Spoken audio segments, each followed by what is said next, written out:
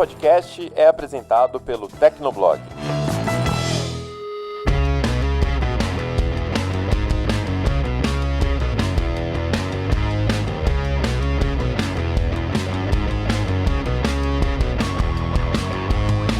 Olá, ouvinte! Seja bem-vindo! Está começando mais um episódio do Tecnocast. Eu sou o Thiago Mobilon. Eu sou o Paulo Riga. Eu sou o André Fogaça. E eu sou o Emerson Alecrim. Em todo review que a gente publica, sempre aparece um grupo de leitores para criticar o aparelho ou o autor. Se a gente elogia uma característica do iPhone, a gente é vendido para Apple, e se a gente elogia no dia seguinte o S10, a gente é vendido para Samsung ao mesmo tempo. Então hoje a gente vai conversar sobre como funciona o processo de produção de reviews. É verdade que o Tecnoblog ganha dezenas de smartphones para ficar falando bem de todas as marcas? Esse ano o Tecnoblog completa 14 anos, em dezembro, e a gente já publicou centenas de reviews de smartphones, tablets, drones, e, enfim, tudo que é tipo de gadget que vocês podem imaginar. E eu queria fazer um exercício aqui, ver se vocês lembram qual foi o primeiro review que vocês publicaram na vida, assim, não necessariamente no Tecnoblog, né? Porque o Fogaça já escrevia e o Alecrim também. E o Riga também, né? Todo mundo. Em outros sites. No Tecnoblog é fácil. Eu tenho muita lembrança do primeiro celular, porque foi o Motorola DeFi Mini. Ele era, tipo, bem ruim. Mas, assim, na vida, eu acho que eu publiquei o review do Samsung Omnia W. Ele era um Windows Phone. Ele era muito bom, apesar do Windows Phone. A tela era ótima. Foi um aparelho que eu comprei. Então, era meu aparelho pessoal. Tinha uma câmera bem mais ou menos ali. A Samsung naquela época ainda não era muito forte em câmeras. O design era legal. E tinha uma bateria que durava bastante, porque apesar de não ter uma capacidade tão grande, não vou lembrar de cabeça agora, o Windows Phone tinha um gerenciamento de energia muito bom também. E também não tinha aplicativos para ficar gastando tanta bateria assim. Então... Gerenciamento de energia, aspas. Mas é méritos do Windows Phone também. E aí, cara, era um aparelho... Não ter aplicativo é mérito do Windows Não, Phone? gerenciar bem a energia, não só não ter aplicativo, enfim. No geral, era um aparelho bem bacana, assim. Eu gostei de ter ele como aparelho principal. Comigo foi o Nexus One, que eu fiz em 2010. Aí você olha pro ano que tá hoje, 9 anos, você pensa, cara, quase uma década já. E eu gostei muito do Nexus One, porque ele foi o primeiro superfone, né? O primeiro com 1 GHz, que era o chamariz dele. Foi o primeiro Android do Google, né? Assim, não que o Android não fosse do Google antes, mas o primeiro smartphone by Google, lá, mais ou menos assim. Então todo mundo tinha muita curiosidade, além de tudo isso, porque ele nunca foi lançado no Brasil. Então fica aquela coisa, eu nunca vi esse aparelho na minha vida. Será que ele é bom? Será que eu vou comprar ele? Será que eu vou importar? Porque era a única forma de trazer. Então, gostava bastante do que eu vi. Mas como que você testou o Nexus One? O Nexus One eu comprei como meu aparelho pessoal. Foi meu primeiro Android. Eu tinha saído se eu não me engano, do N95. Saí do N95, fui pro Android, eu comprei pra mim. E eu tava escrevendo no Mundo Tecno, um site que já acabou, não existe mais.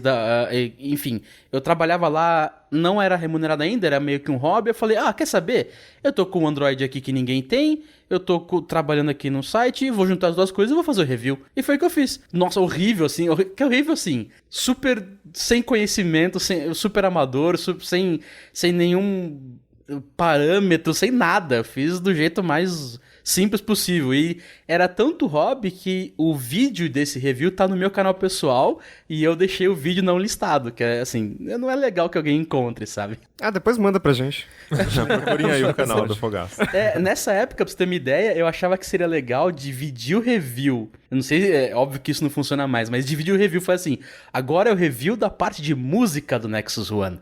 E agora é o review da parte de câmera. Não dividir em parágrafo, dividir em reviews. Vários reviews diferentes? Sim, porque eu achava, não, agora eu tenho que falar tudo, tenho que, mostrar o negócio todo aqui. Ledo engano. É que depois foi padronizando, assim, né? Essas coisas são básicas, são aplicativos que todo mundo já conhece, todo mundo já usou. E nessa época ainda tinha muito feature phone no mercado. Então, sim, era importante você fazer review da parte de música de um aparelho, porque no outro aparelho mudava radicalmente. Sim, né? e não tinha muito espaço. Não existia streaming de música e não tinha muito espaço na memória. Então, talvez música fosse algo que pouca gente utilizava no aparelho. Colocar MP3 lá dentro. Já no meu caso eu escrevo desde 2001, então tem uma certa carreira aí fazendo reviews. Eu não lembro exatamente qual o primeiro dispositivo que eu analisei, mas se eu não estou enganado foi o IPC da Asus, que era aquele netbook, né? Acho que era esse o nome. Netbook. Era um negócio com Linux, uma telinha minúscula de 6 polegadas e tal. Cara, eu lembro desse review, Alecrim, eu li. Né? Eu tava querendo comprar.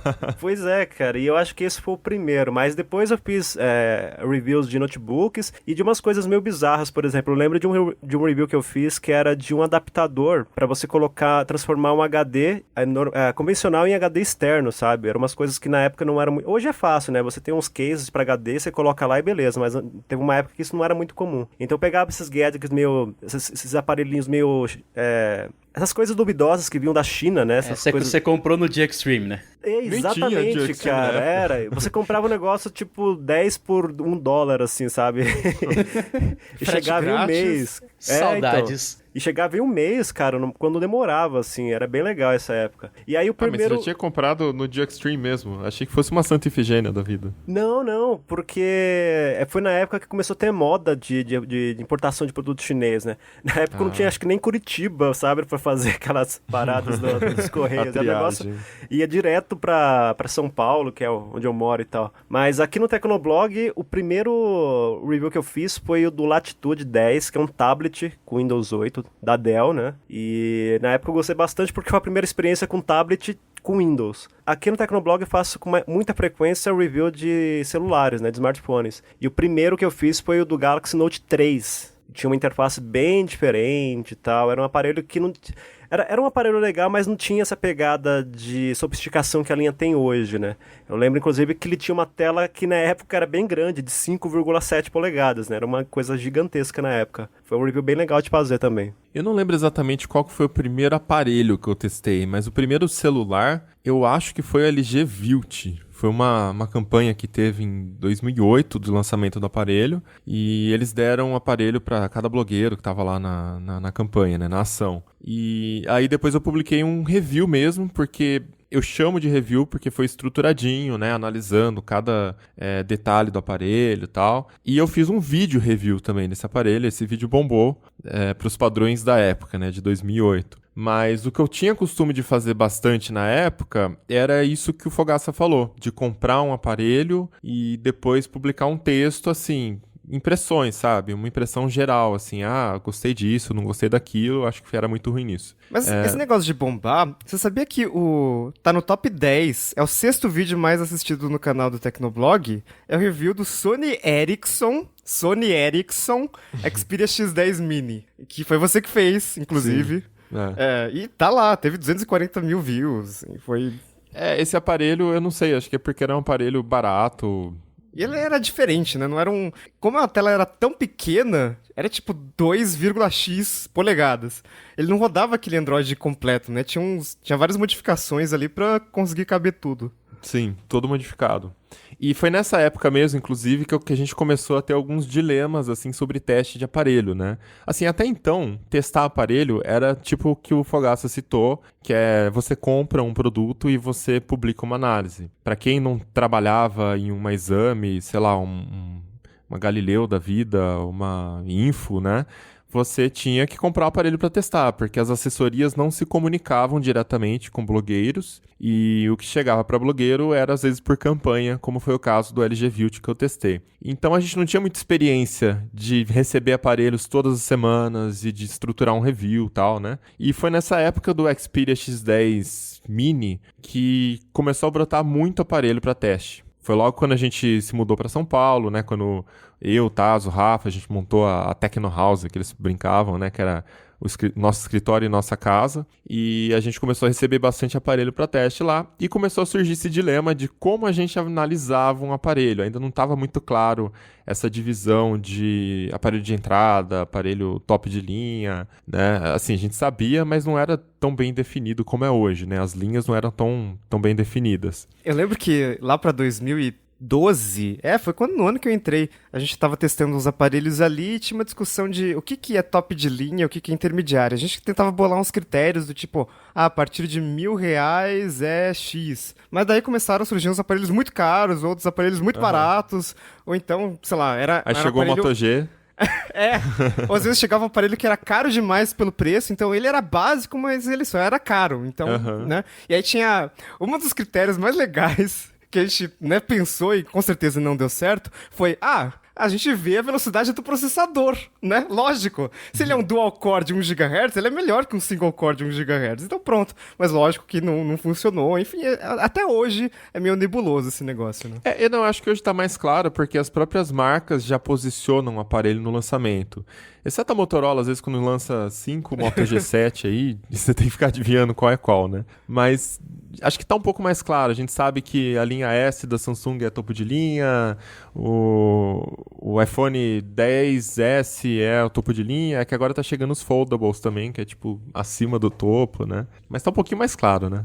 Tá, com certeza tá. Se pensar que até na Motorola, que é um pouco bagunçado, Moto Z automaticamente é topo de linha. Mas aí volta, né? Porque tem Moto Z3 Play e Moto G7 Plus. O que diferencia um dos dois?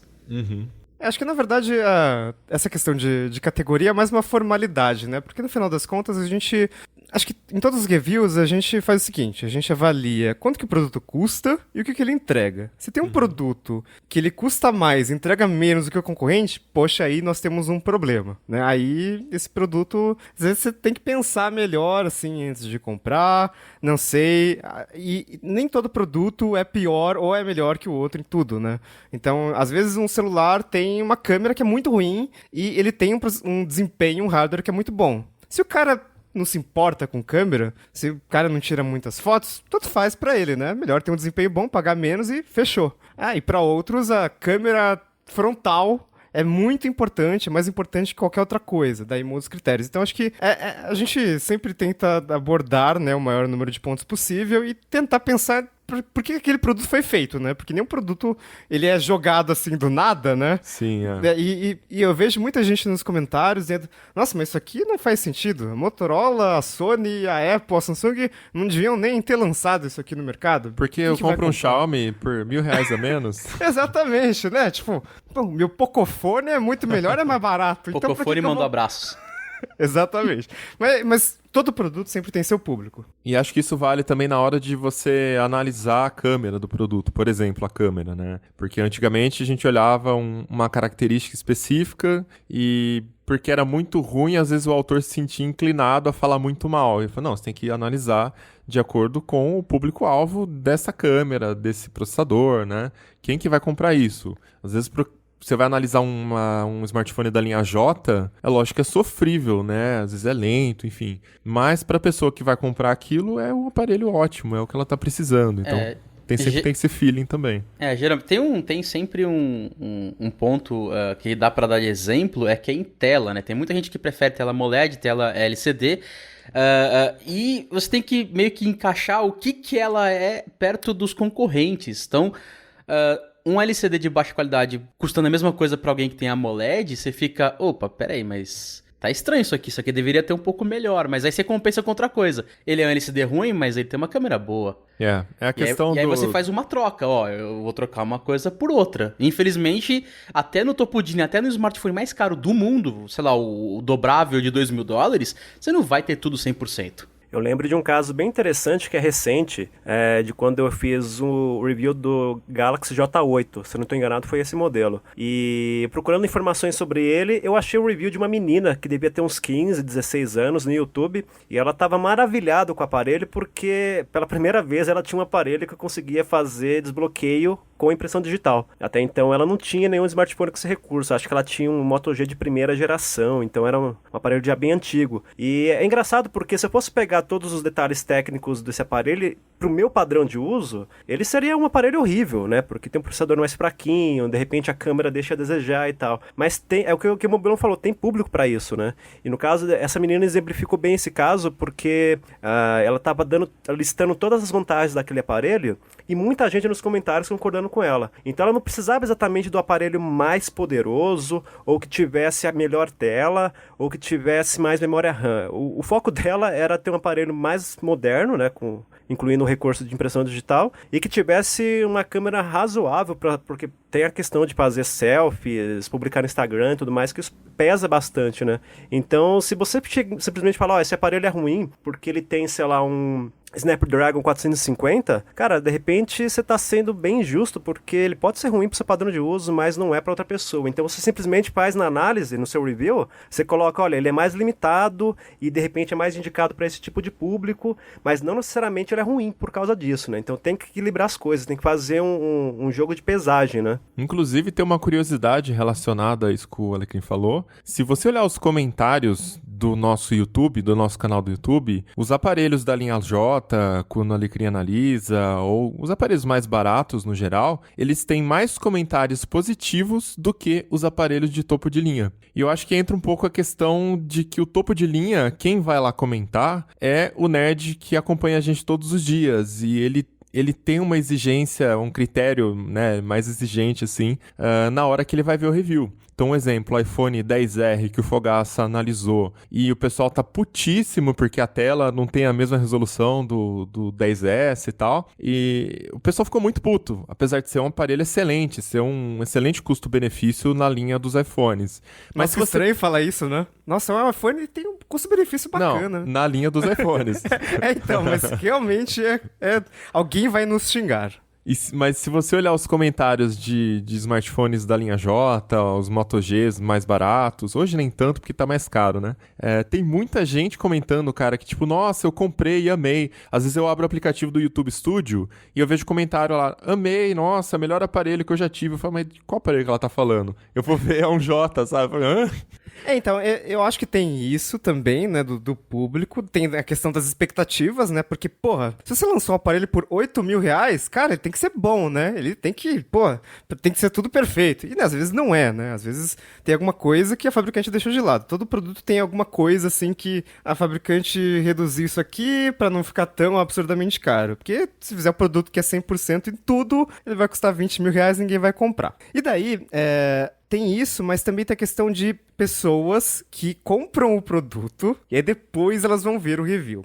Isso acontecia não só no YouTube, mas acontecia nos comentários do Tecnoblog, assim, no review em texto, quando a gente nem fazia tanto vídeo assim. A pessoa compra, e no caso dos celulares de entrada e intermediário, são os aparelhos que realmente vendem, né? A Samsung pode fazer o maior marketing possível com S10, mas o que vai vender de verdade é o J8, né? O J6. Esses aparelhos, as pessoas compram e elas veem que a gente falou que a câmera não é tão boa para aquela categoria e o desempenho deixa a desejar em algum aspecto ali e a bateria não durou tanto. E a pessoa fica, né, entra o fator psicológico. Porra, eu fiz uma escolha ruim. Então, e a pessoa fica puta. Isso acontecia bastante, assim, com aparelhos de entrada quando a gente publicava.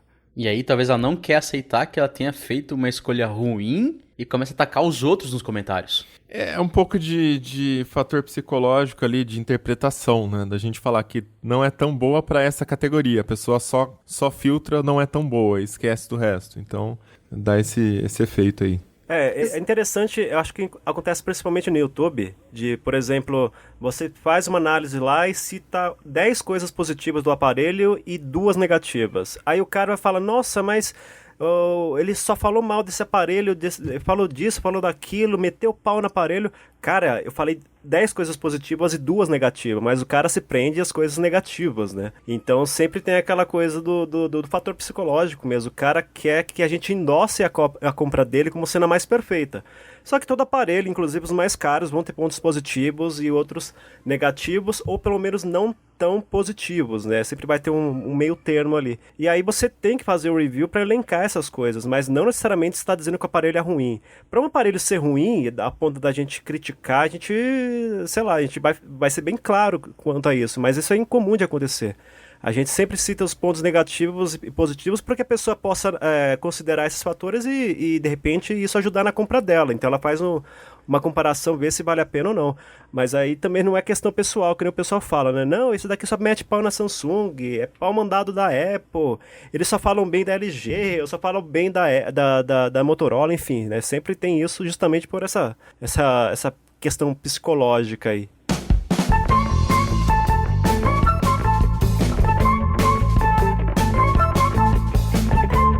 A gente já continua o nosso papo aqui sobre reviews, mas antes temos um recado da Intelbras. Se a sua casa tem aquelas zonas mortas de Wi-Fi, onde o sinal não chega de jeito nenhum, existe uma solução e ela se chama Wi-Fi Mesh, né, Riga? O Wi-Fi Mesh é uma tecnologia de rede que distribui o sinal de forma automatizada para eliminar as áreas de sombra. Então funciona assim, vários roteadores, que a gente chama de nós, podem ser espalhados pelo ambiente. E aí você só precisa se conectar uma vez e depois pode se afastar do roteador principal sem perder velocidade, formando uma única rede Wi-Fi. A Intelbras já trouxe a tecnologia de Wi-Fi Mesh para o Brasil com os roteadores Twib Fast e Twib Giga. E não tem nenhuma complicação, eles estão preparados para as residências brasileiras e a configuração é feita pelo aplicativo, totalmente em português. O Twib Fast aguenta conexões de internet de até 100 MB e 40 dispositivos conectados, ou seja, dá pra fazer uma bela festa em casa. E pra quem tem banda larga ainda mais rápida, tem o Twib Giga, que suporta até 60 dispositivos conectados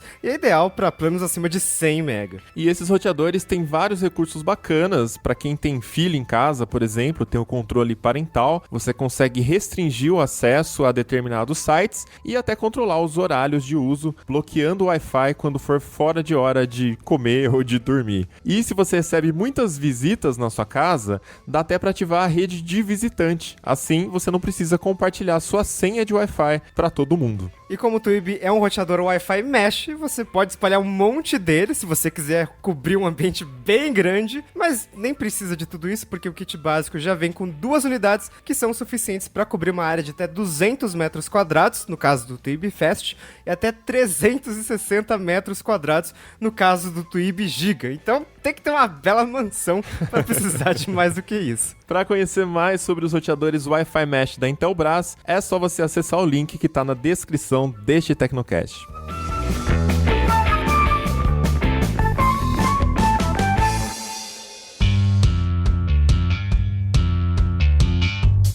Tá, mas a gente tá falando de critérios na hora de analisar um aparelho e isso levanta algumas questões, né? Principalmente, qual é a função da imprensa, dos blogs, dos youtubers na hora de fazer o teste do aparelho, analisar o aparelho, né? É só uma opinião pessoal, cada um segue o seu critério e o leitor, o ouvinte vai... A audiência, como é que fala pra YouTube? Não sei.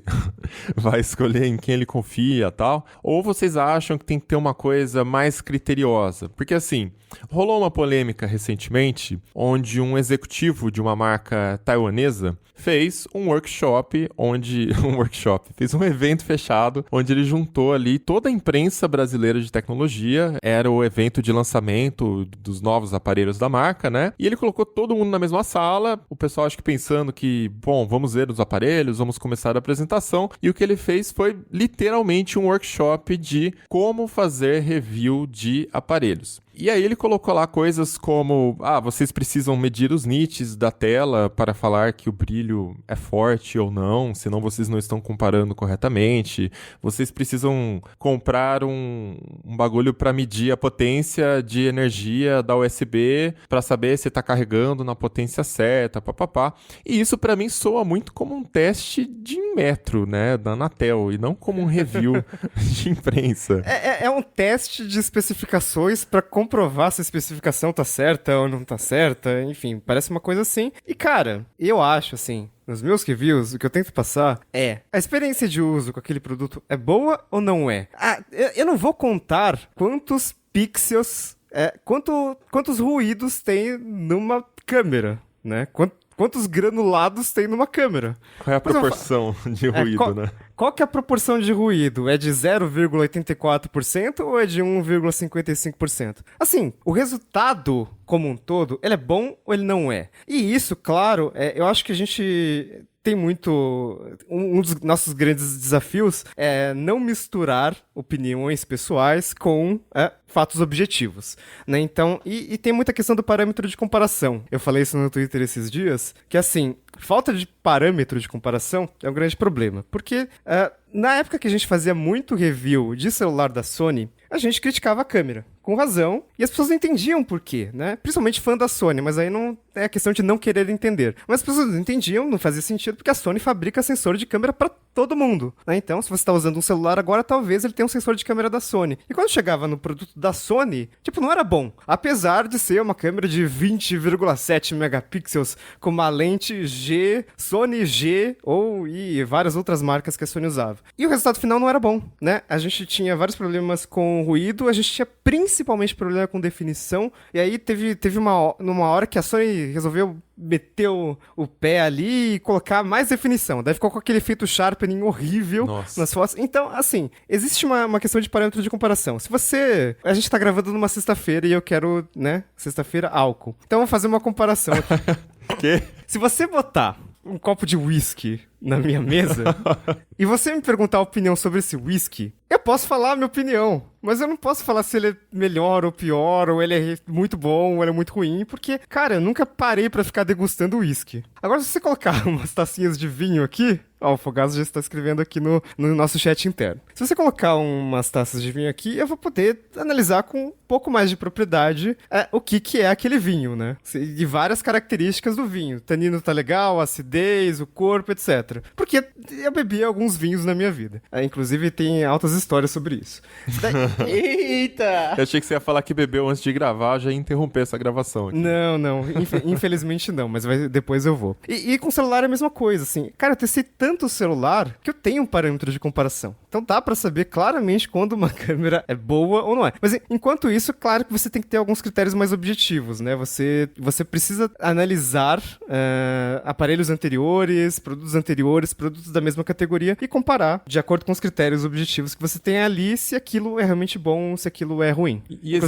Inclusive as minhas uvas preferidas são o Zinfandel da Califórnia, Carmenère do Chile, e Pinot Noir eu gosto de Novo Mundo, não gosto de coisa muito rústica. Meu aniversário é dia 15 de abril, obrigado. Quer passar o endereço do seu apartamento também? Mandem DM no Twitter. Cria uma caixa postal. Evino, patrocina a gente aí. Olha, Evino, patrocina os reviews do Tecnoblog. Um review feito com base em vinhos. Olha aí. Olha a oportunidade. Então, mas o que você tá falando é que tem um lado mais exato no review. Então você vai usar lá os megapixels, mas todo review ele tem que ser feito com base num histórico seu. Você vai analisar com base no seu histórico. Então não tem como não ter opinião nisso. Não tem como não ter um fiozinho do que você já teve. Entra aquela velha discussão de que você fez uma faculdade de jornalismo inteira ouvindo que a imparcialidade existe, quando na verdade ela não existe. Você tem um fiozinho ali dentro que vai dizer, com base no que eu já usei do iPhone 3, 4, 5, 6, 7, 8, 9, o 10 não é tão bom quanto poderia ser, você entendeu? Eu acho que assim, primeiro que a gente tem todo um processo de análise, né? Não é simplesmente eu testei e eu achei isso. A gente vai fazer as fotos nas mesmas condições do aparelho do concorrente que está competindo com essa mesma categoria de mercado. A gente vai colocar as fotos lado a lado. O que tem acontecido nos topos de linha ultimamente é que a gente olha, por exemplo, um iPhone e fala, porra, a foto é espetacular. A gente olha o S10 e fala, porra, a foto é espetacular também. E é isso, sabe? Para um usuário normal,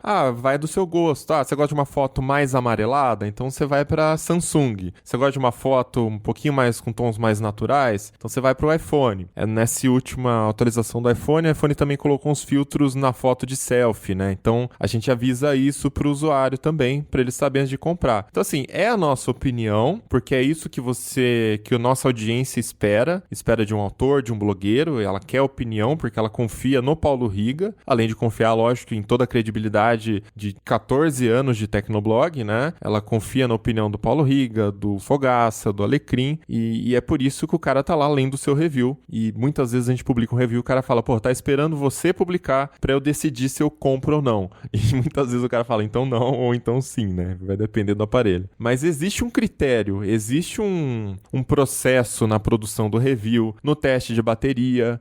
A gente testa a bateria pensando em condições de uso de pessoas normais no dia a dia. bateria. A gente não testa a bateria plugando mas um você multímetro, sei lá o que, sabe? Não, mas eu acho que você tem que rodar um aplicativo ali pra drenar a bateria no tempo mais rápido possível, porque daí você compara, não? Não. Não. Não, tá bom. Isso vai, inclusive, pra câmeras, né?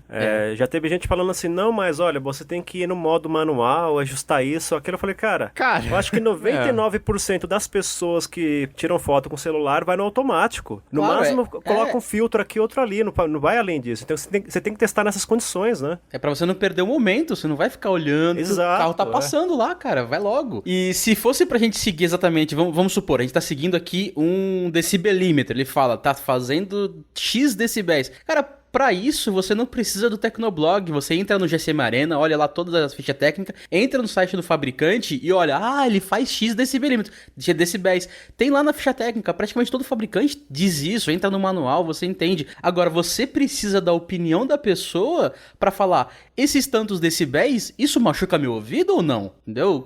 O que isso me traz, o que vai trazer pra você que tá lendo isso? E eu acho que, tipo assim, esse é um ponto que o próprio executivo não entendeu, porque eu acho que às vezes ele acha que pra comparação ficar justa, e sei lá, se é porque ele não gostou que um aparelho dele ficou feio no review, pra comparação ficar justa, ele acha que a gente tem que ter um teste técnico de colocar o multímetro, o decibelímetro pra testar ali o volume do áudio. Mas, tipo assim, o que entra na nossa análise não é a altura do áudio, o volume do áudio. O que entra na análise é muitas vezes a composição geral, né? Esse aqui tem uns graves melhores, né? Esse aqui tem um som estéreo. Ou no caso da fotografia, mas essa aqui tem mais ruído. Tem mais ruído, mas também ela não coloca tanto efeito de aquele alisamento, né, pra tirar o ruído. E a foto fica mais natural. A cor dessa foto aqui também tá mais fiel à realidade, apesar de ter um pouco mais de ruído. Então são muitos detalhes, né, são muitas nuances aí que você analisa dentro de cada fator de cada recurso do aparelho, né? Não é simplesmente o brilho da tela. Uau, o brilho é mais forte. Tá, mas a cor é uma bosta. E aí? Exatamente. No final das contas, isso cai no fato de que números não dizem tudo, né? Porque se números dissessem tudo, a gente simplesmente veria as especificações do produto, a gente publicaria as medições ali que a Anatel faz com todos os produtos que são homologados no Brasil e fechou, né? Não precisa fazer review. Coloca um benchmark no meio. E benchmark, né? E pronto. Isso aqui fez 350 mil pontos, então é automaticamente melhor que o de 250. Só copia e cola, põe lá. Exatamente. E não é essa função, né? Então, você pode dizer que um número, que o volume de um som, ele é mais alto do que o do outro aparelho, mas isso não diz nada sobre a qualidade do som, que é o que a gente analisa no review. Você pode dizer que a tela X tem muito mais definição em pixels por polegada do que o outro, mas isso não diz nada sobre a qualidade do painel. E sobre a experiência de uso também, né? Que foi o caso do iPhone XR, que o Fogaça testou, a resolução não é aquela super retina, mas, cara, você nem percebe, é perfeito. Mas por esse preço... Por esse preço, teria que ter pelo menos uma tela 4K, sei lá. Mas não faz diferença, cara. Pro público do iPhone tá ok, né? E todo o resto do aparelho é top de linha, é o melhor processador do mercado. Então, assim, essa análise que a gente faz. Né? E aí tem que ter outra análise do tipo, se ele tem o mesmo processador do que o 10S e tela de menor resolução, automaticamente teve uma troca de um desempenho que é, sei lá, 0,5% maior. Então você tem olhar isso e falar, realmente, ele carrega assim um tiquinho mais rápido e daqui 2 anos ele vai rodar um pouquinho melhor do que o 10S. Pode ser que faça diferença. É por isso que, cara, você não tem jeito de testar um celular de maneira decente sem colocar ele na prática, sem colocar ele pra testar no dia a dia. Então, por exemplo, tem a questão, sei lá, do brilho automático. Será que esse negócio funciona mesmo? Será que o sensor de luminosidade é rápido e tal? Então, o que você faz? Você vai sair na rua e no dia de sol e ver se você consegue enxergar a tela no brilho máximo e tal. Se você vai ter uma câmera de 300 mil megapixels, você vai sair na rua, você vai num parque, você vai em algum lugar e vai tentar fazer foto no automático de preferência, porque é o que como eu disse, todo mundo faz foto no automático e vai vendo se aquele monte de megapixel faz sentido mesmo, se tem alguma diferença ou se é só marketing. Da mesma forma, você vai testar o áudio, olha, nesse som aqui ele fica legal, mas se você deixar no máximo ele começa a distorcer, ou então o som sai meio abafado. Quer dizer, você vai testando na prática mesmo, porque é que nem o Rica falou agora há pouco dos smartphones da Sony, né? Foi com esses aparelhos que eu aprendi que megapixels não é nada, porque quantas e quantos Xperios eu testei, e na hora que você chegava lá no Vamos Ver, você ficava, ué, mas, nossa, isso aqui parece uma câmera de um celular vagabundo aqui de entrada, de, sei lá, de R$ 500. E aí você olha nas especificações, eles tinham lá 25, 26 megapixels. Então, você tem que realmente colocar o aparelho para ser testado como se ele fosse seu, de fato, né? Pelo menos eu faço isso, eu pego o aparelho e saio testando durante os dias, usando quase todas as funções que eu uso no meu dia a dia. Aí eu consigo realmente ver e comparando com as outras experiências, com os outros reviews que eu já fiz, para ver se tem alguma coisa desconexa ou se tem alguma coisa que realmente apresenta algum ganho, alguma vantagem para o usuário. Então é na prática mesmo que você vai saber qual é a missão de cada smartphone, né? Vamos dizer assim. Inclusive, isso é uma coisa que assombra todos os autores do Tecnoblog, todos os editores, desde sempre, porque foi uma regra que até eu cheguei nessa conclusão e falei, não, gente, tem que ser assim, que é essa regra de você tem que colocar o aparelho de teste como seu celular principal para conseguir analisar ele, porque senão você vai se sabotar. Né? Essa questão que o Alecrim falou de você sair na rua, tirar o aparelho numa condição específica, esse feeling você não consegue simular, você não consegue falar, agora eu vou testar o aparelho, agora eu vou usar o meu celular, que é o, sei lá, o outro aparelho que você gosta. Você tem que trocar completamente o seu celular pelo aparelho de teste para ter esse choque de realidade, para andar com ele na rua, para testar nos momentos que você vai tirar o aparelho do bolso e quer abrir rápido alguma coisa, ele vai travar, enfim. Essa é a única forma de fazer uma análise fiel de um aparelho, né? Tem que trocar. E é por isso que o Riga tá sempre reclamando que não adianta ele comprar produto, porque ele não vai usar, ele vai usar o de teste e o oficial dele fica largado, né, Riga? Então, cara, praticamente toda semana, ou pelo menos a cada 2 semanas, eu tô com um celular diferente. Então, quando eu me pergunto qual que é o meu aparelho principal, é um pouco difícil responder, né? É melhor perguntar o que eu tô usando agora, sabe? Se eu tô gostando ou não. E provavelmente vai ter o review dali a alguns dias, né? Então, e acho que essa é a parte mais complicada de fazer review, né? Usar o produto como seu aparelho principal. Porque, por exemplo, eu posso dizer que o meu aparelho principal é um iPhone XS. É o aparelho que, quando eu terminei de testar um produto e até chegar o próximo produto, eu vou pro iPhone XS. Mas, cara, você não testa iPhone a cada semana. Você testa Android a cada semana. E iOS e Android não se conversam muito bem. Então, às vezes, você perde histórico de WhatsApp, e aí alguém te ligou na semana passada, mas estava no iPhone e você tá no Android, então você não tem o número daquela pessoa ali. Então, sabe, sempre rola esses problemas, assim, de migração. Então, a cada review, um dos processos mais chatos é você começar a testar o produto, né? Porque você tem que fazer toda a configuração e tal. As pessoas gostam, né? Elas romantizam aquele negócio de você puxar a película da tela. Nossa, que legal, o barulho do capitalismo, né? Mas, depois de fazer esse negócio 100 vezes, você, puta que pariu, sai logo esse negócio aqui. Não gruda em mim. É. E tem a parte ainda pior. Essa do WhatsApp é uma coisa que eu reclamo o tempo todo, mas é uma situação que acho que só a gente que passa, né? Só quem faz o teste passa, porque eu não imagino que alguém fique trocando de Android e iPhone durante 20 vezes durante o ano. Mas eu fico imaginando a parte de banco, porque eu não sei como vocês fazem, mas eu tenho o meu celular pessoal, que é como o Riga falou, é o que eu menos uso, né? Porque espalha por tantos outros aparelhos, mas tem um problema do banco, eu não sei, eu não tiro, por exemplo, o meu é o iPhone XR, eu não tiro o aplicativo do banco daqui, eu não autorizo outro dispositivo. Mas Sim. Em algum momento, se eu estiver viajando, eu vou ter que fazer isso. E aí eu não vou ter o iPhone na mão, vou estar com, sei lá, um Android XYZ, que eu vou ficar na mão, porque eu não tenho banco. Como é que vocês fazem? Cara, eu deixo o aplicativo do banco habilitado no meu celular principal, que é o iPhone XS, e se eu não tô com o iPhone XS, eu, sei lá, não resolvo o problema. Porque, afinal de contas, a gente sempre acaba moldando a nossa vida de acordo com as situações. E, cara, tá tudo no débito automático. Então, se der alguma merda, o problema não é meu.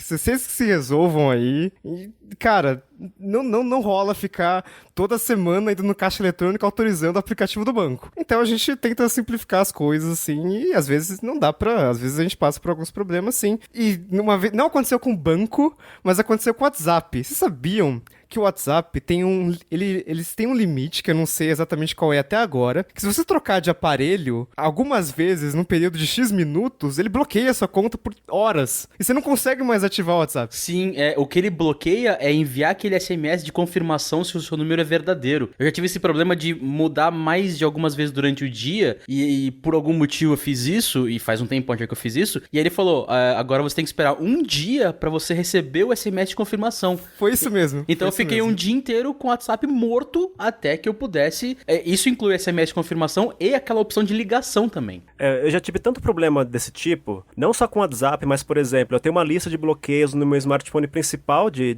números de telefone, aí eu troco de smartphone e não tem esse bloqueio lá. Aí eu começo a receber SMS, ligação indesejada. E aí eu tive tanto problema nesse sentido que os meus amigos mais próximos sabem que eu ando quase sempre com 2 celulares. O que eu tô testando, que vai estar no meu bolso da calça, né, que é o principal, e o meu que é o meu que é o original mesmo, né, que é o que eu uso como oficial, digamos assim, ele tá na mochila ou de alguma forma tá perto de mim, porque se tiver algum problema com o WhatsApp, alguma coisa nesse sentido, ou então no caso do banco, que é o exemplo do Fogaça, aquele aparelho lá tá pra garantir. Então eu acabo tendo 2 linhas telefônicas, né, uma oficial, que todo mundo conhece, e a outra que é usado para testes. Aliás, eu comecei a fazer isso porque teve um review que foi do Xperia T2 Ultra, já faz bastante tempo que eu testei esse aparelho. Pô, mas você não gosta mesmo de Sony, hein? Hater da Sony. Não. É o contrário, a Sony que não gosta de mim.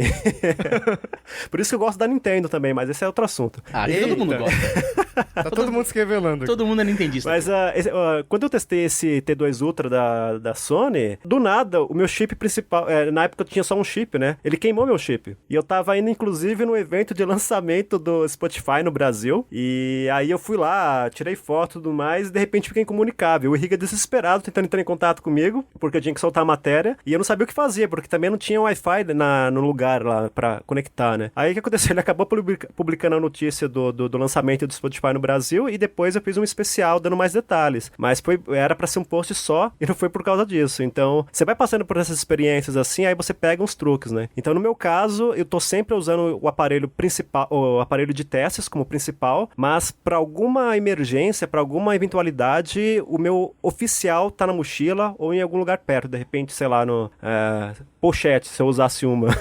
Nossa. Eu queria colocar outra dificuldade em outra categoria de produto, que é a seguinte: smartphone, por mais que seja chato, a gente vai lá, né, pega, troca a conta, instala tudo de novo, etc. Agora, existe uma categoria de produto que a gente testa com muita frequência ultimamente, e essa categoria se chama TVs. E TVs, cara, cada TV pesa entre 20 e 30 quilos. Geralmente as marcas mandam de 55 ou 65 polegadas. Então você precisa de outra pessoa pra carregar a droga da TV e montar os pezinhos ali e instalar tudo de novo.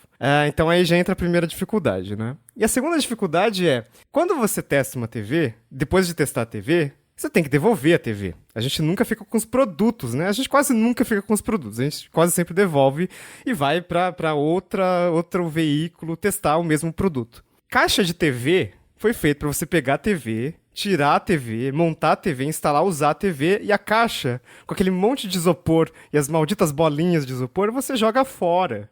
Ela não foi feita pra você colocar a TV de novo lá. E é um saco colocar a TV de novo lá. Se vocês comprarem uma TV, tentem montar, desmontar e colocar ela de novo. Vocês vão entender o que acontece quando a gente testa uma TV. Nossa, se isso acontece com o smartphone, eu tiro o smartphone da caixa e depois não consigo colocar tudo dentro, fica um volume estufado a caixa, imagina com uma TV. É porque as embalagens não foram feitas, né? Então, por exemplo, eu tava testando o Galaxy S10 Plus e a Samsung tá numa vibe meio cool, assim, sabe? Não vamos usar muito plástico, vamos usar o mínimo de material possível. E aí eles envolveram os cabos e o fone de ouvido num pedaço num papel, tipo um papel cartão, assim, né? Com algumas marcas ali pra encaixar o papel cartão. Antes vinha num plástico, né? Que, beleza, você testa, tira o cabo, tira o fone de lado, depois você coloca na caixinha ou no plástico e fechou. E no papel não dá pra fazer isso, né? Porque uma vez que você desmontou aquele negócio, já era, pra sempre, assim. Tem um origami no papel que você não consegue montar nunca mais. E é tão difícil começar a testar o produto quanto terminar de testar o produto, né? Bom, pra gente gravar esse episódio, Paulo Riga publicou no Tecnogrupo se as pessoas tinham dúvidas sobre o processo, né, de testar os reviews. Então vou ler algumas perguntas aqui pra vocês responderem. A primeira que eu tô vendo aqui, que é uma que muita gente perguntou também, é quanto tempo leva pra fazer o teste do aparelho? Tem um prazo que vocês ficam testando? Como é que é? Geralmente, o tempo que a gente fica com o aparelho é de 15 dias. Isso vale pra celular, tá? Eu tenho feito review de notebooks, e notebooks geralmente fica 20 dias. Então, a gente meio que tenta encaixar nesse tempo de 15 dias. Mas Às vezes a gente... É o prazo que a assessoria dá já, né? Ela já dá o Isso. produto falando, devolva assim, aí. daqui a 15 dias eu vou mandar o motoboy buscar de novo. E aí você tem que meio que se encaixar nesse tempo. O único diferente é que eu fiz review de drone. Acho que também foi o único review de drone que a gente fez, que foi dos dois Mavic novos, Mavic 2. E aí...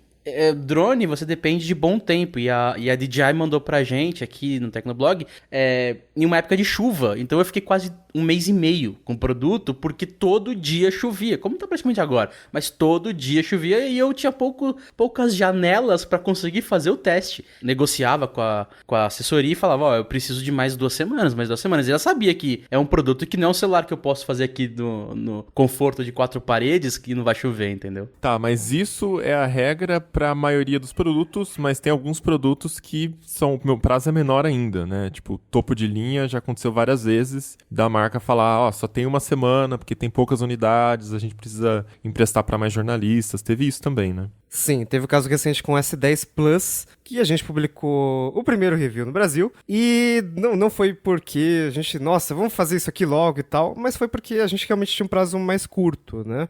O S10 Plus é um aparelho que, no momento que a gente tá gravando, ainda nem foi lançado no Brasil. A gente publicou antes dos gringos, então tinha poucas unidades não só no Brasil, tinha poucas unidades no mundo. Os aparelhos ainda estavam sendo produzidos ali nas fábricas, etc. E quase todo produto, ele vai para um lugar e depois que ele foi para um veículo fez análise do produto, etc., ele vai para outro veículo que vai fazer análise também, etc, etc. Então esse mesmo produto, ele vai passando de site para site, de site para canal no YouTube, de canal no YouTube para blog, para jornal, etc, etc, etc. Então, compartilhando germes com todo mundo ali. Opa!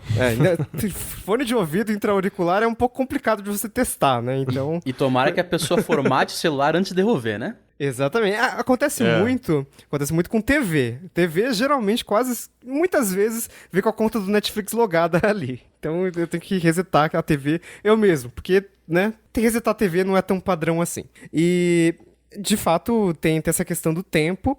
E eu acho que, assim, todo mundo concorda que, como o review entra muito da experiência, quanto mais tempo você tiver com o produto, melhor. Só que entra uma questão de relacionar, de equilibrar a balança entre experiência e timing. Então, teve um comentário de um leitor, né, perguntando, mas como é que foi tão rápido assim, né? É impossível, não tem como testar o produto com 1 semana. E a verdade é que a gente sempre tem que fazer o seguinte, o maior tempo possível para que o review não fique velho a ponto de, o cara já leu em todos os outros veículos, ele não vai ler o meu review, porque, né, ele já leu, ele já entende o que é o produto, ele já até comprou, né, então já tomou a decisão dele, então não faz mais sentido eu publicar um review de um Galaxy S10 quando sair o Galaxy S11. Faz sentido publicar uma experiência ali, né, como é que foi depois de 1 ano usando o Galaxy S10 Plus. Só que isso também não é possível no nosso dia a dia, porque, como a gente falou, né, a cada 1 ou 2 semanas a gente tá com um aparelho diferente. Então, realmente, é complicado fazer longa duração. Mas eu acho que também não é como se fosse um aparelho completamente novo. Por exemplo, você pega uma pessoa que nunca usou um aparelho da linha S, dá um S10 pra ela e fala, em 1 semana faço o review. Não é isso. Querendo ou não, pra maioria dos casos, das atualizações, são incrementais. Então, assim, você tem recursos novos, você tem novidades e tal, mas não são novidades que requerem uma análise tão extrema, tão minuciosa, ao ponto de levar tanto tempo, né? Tem uns recursos novos, tipo leitor de impressões digitais que fica embaixo da tela, que óbvio você vai dar uma atenção maior, porque é uma novidade desse ano e tal. Mas como você já testou todos os outros aparelhos da linha S, você já sabe mais ou menos como funciona essa linha, né? A tela tem uma característica, mesmo que ela tenha melhorado um pouquinho alguma coisa, a câmera também, segue mais ou menos um padrão, né, que faz com que não tome tanto tempo. E é lógico que se você só tem uma semana para testar, é uma semana que o editor, o autor vai ficar mais focado no review. Tanto que nessa semana de testes do S10, o Riga estava completamente indisponível no Slack. Assim, não me perguntem, não me liguem, não me mandem mensagem, não me peçam para fazer uma coisa que vai demorar muito tempo. Porque eu estou fazendo review do Galaxy S10 Plus. Então, e assim, eu tenho que devolver esse negócio na sexta. Esse review tem que sair logo. Então, olha, tô totalmente focado. Toda vez que eu saio, eu penso em tirar uma foto pra ver a qualidade da droga da foto. Então, assim, é realmente a questão. Você se adapta com o tempo que você tem pra publicar, né? A verdade é essa, né? Se eu quisesse publicar um review em um dia, eu até conseguiria publicar, mas não seria muito bom.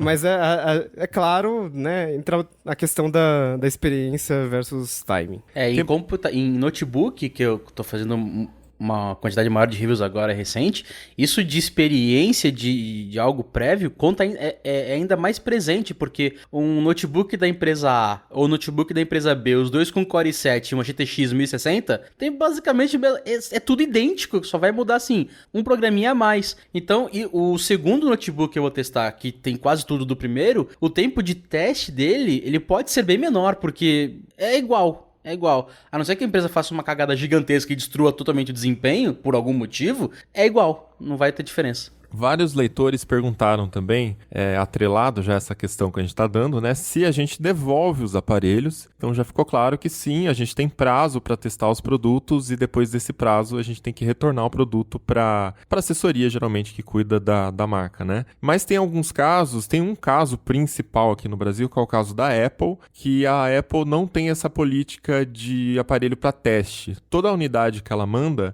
é o aparelho fechado, lacrado, dentro da caixa, com a sacolinha da Apple Store, inclusive. É a experiência como se fosse uma experiência de compra mesmo. E essa é uma filosofia da Apple, né? Essa é a forma da Apple de lidar com as unidades de teste. Então ela te manda o aparelho e você decide, dentro da política do seu veículo, o que você faz com aquele aparelho. 95% dos veículos, 98% dos veículos, sei lá, eu só sei de um que devolve, na verdade, eles acabam ficando com os aparelhos, porque tem a questão de update de software, né? O iOS, todo ano a Apple lança a atualização dela, então tem sempre aquela questão da gente falar como está rodando o iOS 13 no iPhone XS, por exemplo, ou no iPhone 10, que a gente também tem aqui, já pegamos para review, iPhone 8, enfim.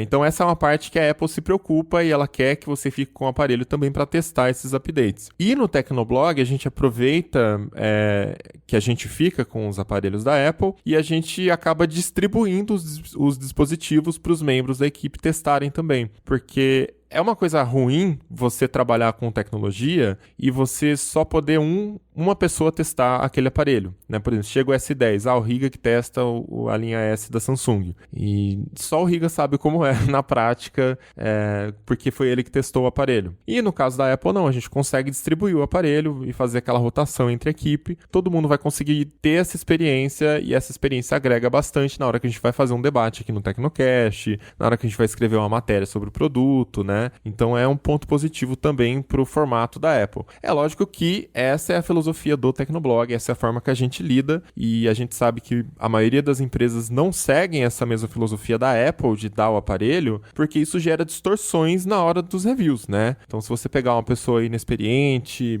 essa pessoa pode ficar deslumbrada de estar ganhando o aparelho, ela pode achar que ela tem que elogiar porque ela ganhou esse aparelho, né? Então exige um pouco de experiência também por parte do blogueiro, do jornalista, para conseguir separar a emoção, né, do seu trabalho profissional, não deixar aquilo afetar a sua opinião. Isso já responde outra pergunta que é frequente, né? Se a gente é pago para fazer os reviews, né? Então a resposta é não. Mesmo quando o aparelho ficou com a gente, a questão da isenção, do profissionalismo tá sempre em alta. Até porque se você não tiver essa postura, é o seu filme que vai queimar, né? É o filme do veículo. Então a gente sempre trata isso com seriedade. Pelo menos aqui no Tecnoblog é assim. Sim, a própria assessora ela é bem receptiva com críticas, então a gente, no caso da Apple mesmo, a gente sempre posta, sempre que tem alguma coisa pra falar, a gente fala, né? Não é uma crítica por crítica, mas sempre que tem um ponto negativo, a gente critica e a assessora a gente fala com ela, a assessora recebe super bem, enfim. Essa é a relação que tem que ter, né, gente? O nosso trabalho é analisar o produto e dar ao leitor que não tem acesso a esse produto a oportunidade de fazer a escolha com base na nossa opinião. É uma responsa grande. Ó, o Guilherme Paula Campos perguntou se alguém já teve vontade de jogar o trem no lixo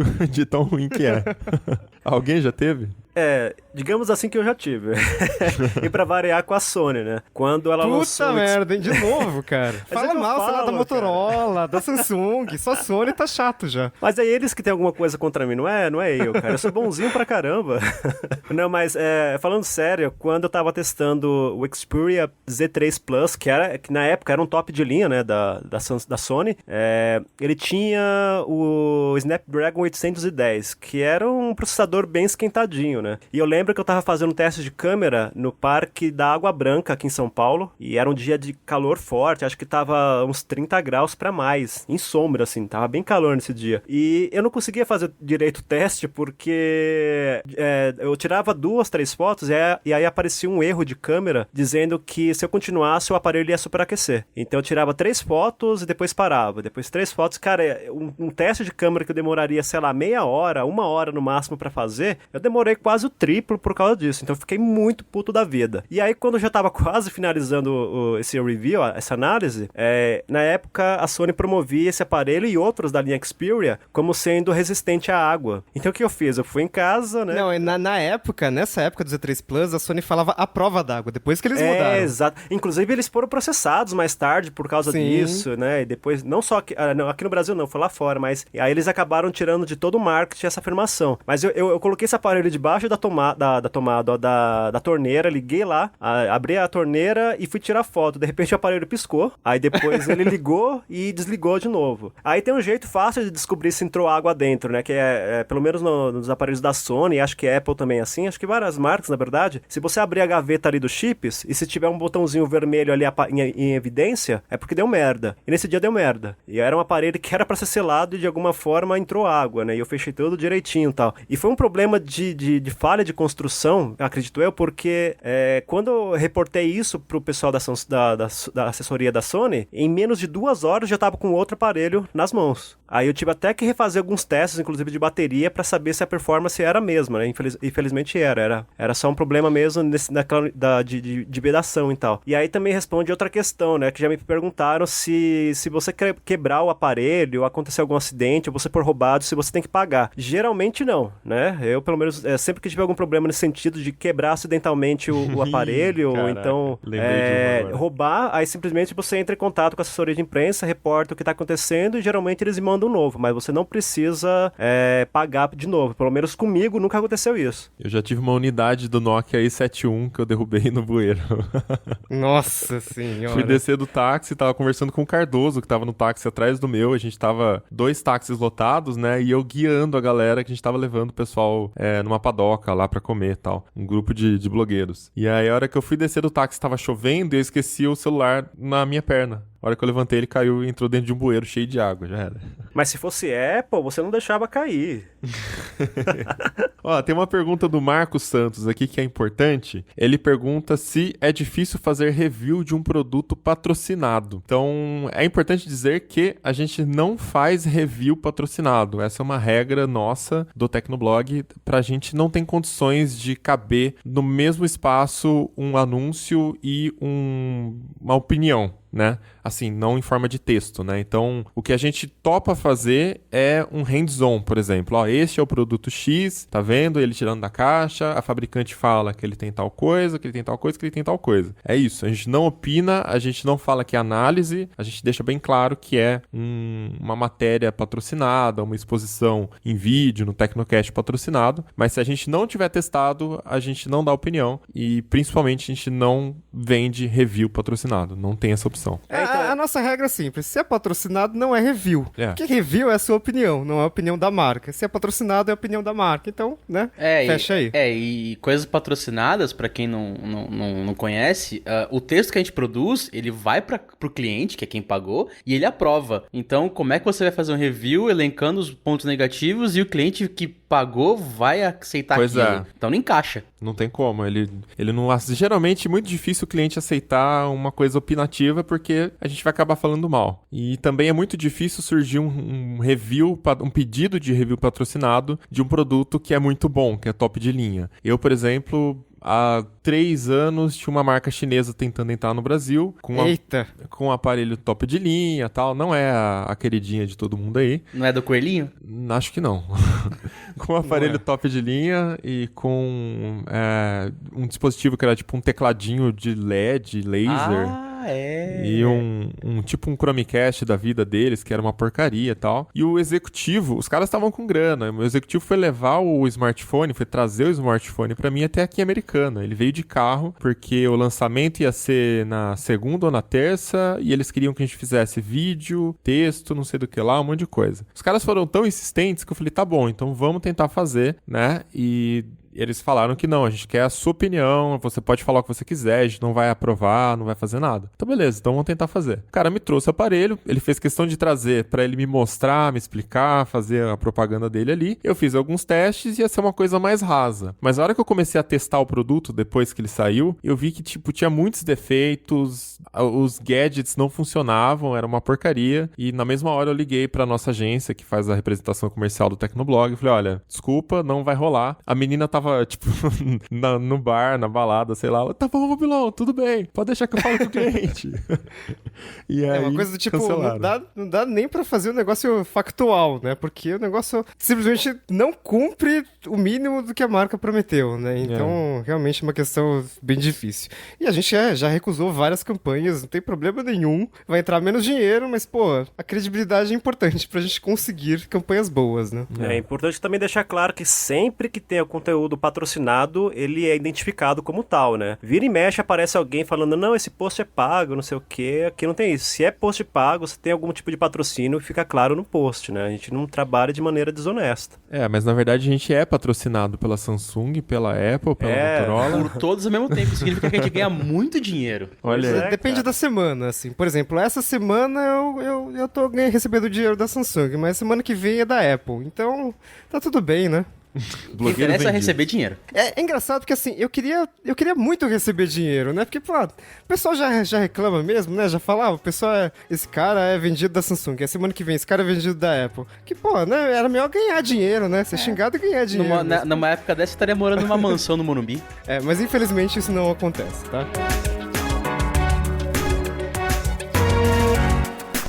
Então é isso, vamos chegando ao final de mais um episódio do Tecnocast. Se você quiser conversar com a gente sobre esse episódio, manda o seu e-mail para tecnocast@tecnoblog.net ou vai lá nas redes sociais encher o saco, @mobilon. @Paulo Riga. @André Luiz Fogaça. E @ealecrim. Eu falei encher o saco, acho que tu não vai me odiar e não vai mandar nada. Eu acho que não. Não esquece de indicar esse episódio para um amigo que tem dúvidas ainda se a gente é patrocinado por todas as marcas e indica o podcast para quem não conhece podcast ainda, ajuda a divulgar a mídia. É isso, a gente volta com outro episódio daqui 15 dias. Até lá. Tchau. Tchau. Falou! 2019 é o ano do podcast.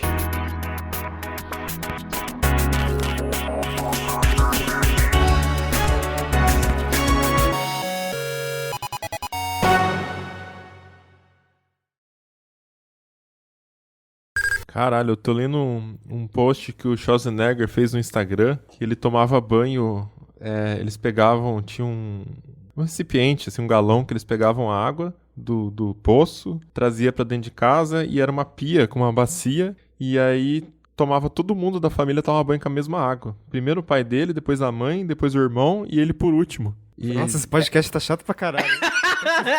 Era o review do banheiro? O que que era? Não, é que só que eu abri o Instagram do nada e tava isso. Tô chocado. Ele cresceu até os 15 anos tomando banho dessa forma, bicho. Daqui a pouco o Mobilon sai jogando Pokémon GO aí. Que triste. E ele falou assim, a água já tava um pouco suja na hora de eu tomar o meu banho, mas a gente não queria ir pro posto de novo pegar. Tipo, nossa, que triste, mano. Beleza, acho que esse bloco se encerrou.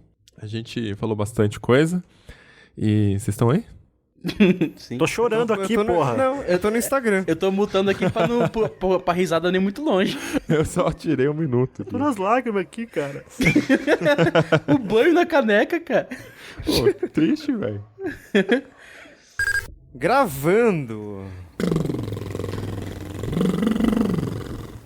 Descrição em inglês. Alright.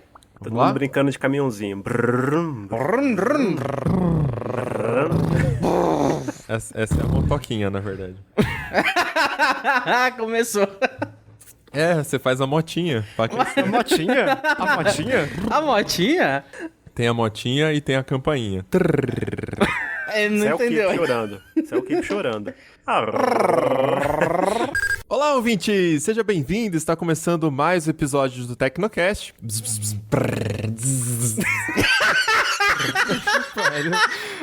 Nossa, Que é isso? fogaça aqui muito alta, velho. Puta que pariu, calma. Nossa, deixa eu diminuir Falhou o volume a do luz. fone aqui, porque não tá dando, não. Vaza já, VZG, VZG, Vozojó, Vozojo.